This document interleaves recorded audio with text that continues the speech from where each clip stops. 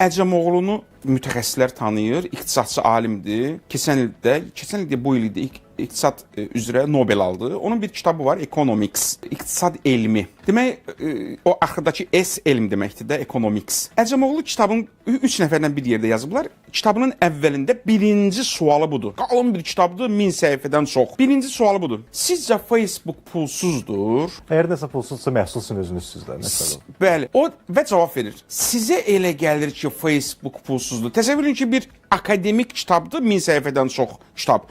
Biz elə bilirik ki, elə bir sualla başlayacaq ki, hamı gizəllənəcək. Bizdə bəzi kitablar elədir axı. Elə formada kitabı başlayır ki, heç kəs oxuya bilmir. Bir 30 səhifə, 50 səhifə. Çox sadə bir sual. Sizcə Facebook pulsuzdur? Cavab verir. Xeyr, sizə elə gəlir pulsuzdur. Pulludur. Siz pul xərcləyirsiniz ona, xəbəriniz yoxdur. Nədir pul? Sizin vaxtınız, zamanınız. Biz vaxtımızın fərqində deyilik sadəcə. Bizə elə gəlir ki, vaxtımız pulsuzdur. Pul xərcləmirik. Vaxt xərcləyəndə elə bilirik ki, pul xərcləmirik. Xeyr, əzizim. Vaxt xərcləyirsənsə, pul da xərcləyirsən. Bunun sadəcə fərqində deyilik. Niyə? Ona görə ki, biz pul xərcləməyi cibimizdən, əskinas və yaxud kartımızdan pul xərcləmək kimi düşünürük. Təəssüflər olsun. Hamıya, tək Azərbaycanlı yox. Bütün insan psixologiyası belədir.